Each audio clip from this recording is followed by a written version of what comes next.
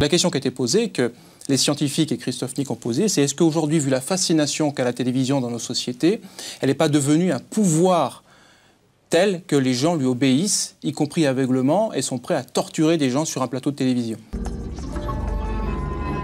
La télévision nous donne un système de contraintes qui fait que 80% des gens obéissent. Et dans ce que vous avez montré au niveau du reportage, juste, les candidats qui ont envoyé les chocs électriques maximum, ce n'est pas des bourreaux, pas du tout. Au contraire, j'ai envie de dire, c'est des personnes comme vous et moi, et on aurait fait pareil.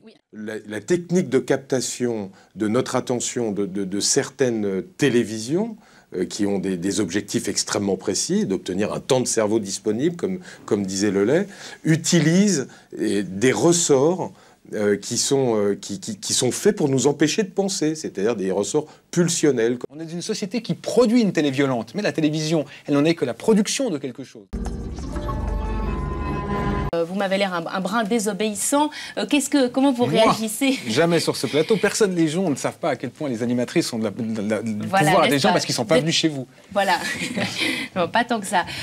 Comment vous réagissez, vous, à cette conclusion quand même de dire finalement la télé a un pouvoir énorme aujourd'hui dans notre société? Je pense que c'est vrai. La télévision a un pouvoir énorme dans notre société et nous avons un pouvoir énorme de l'éteindre également.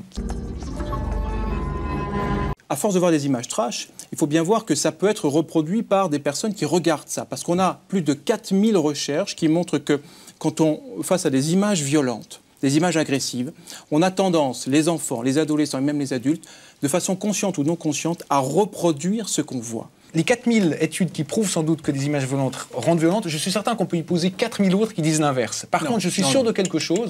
C'est un vieux débat. On va pas s'en dedans parce que c'est toujours.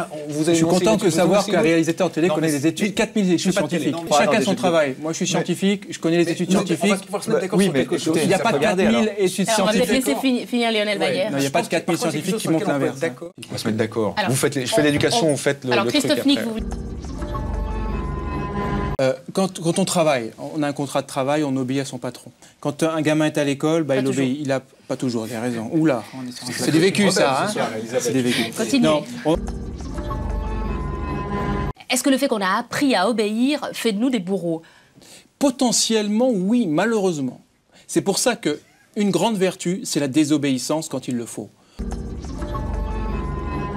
J'étais d'abord un spectateur lambda, c'est-à-dire un téléspectateur capté, fasciné, pour reprendre les mots de M. Courbet, fasciné par l'image, et donc plongeant complètement dans la théorie du documentaire, c'est-à-dire que 80% des candidats donnent la décharge maximale. On se rend compte qu'en fait, ils ont casté des gens, ils ont leur échantillon, que nous on appelle casting en télé-réalité, cet échantillon-là n'est pas du tout représentatif. Admettons le raisonnement de monsieur qui consiste à dire qu'on a fait de la télé-réalité à la place de la télé-réalité.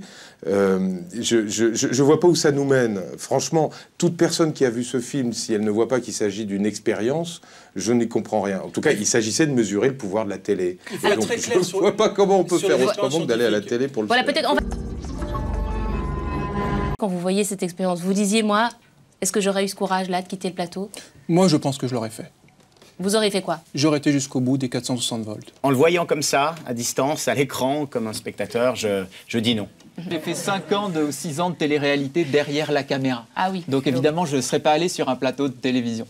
Voilà, c'est la fin de cette émission. La semaine prochaine, nouveau débat d'actualité dans Infrarouge, présenté par Esther Mamar-Bachi. Quant à moi, je vous souhaite une excellente fin de soirée. À bientôt, au revoir.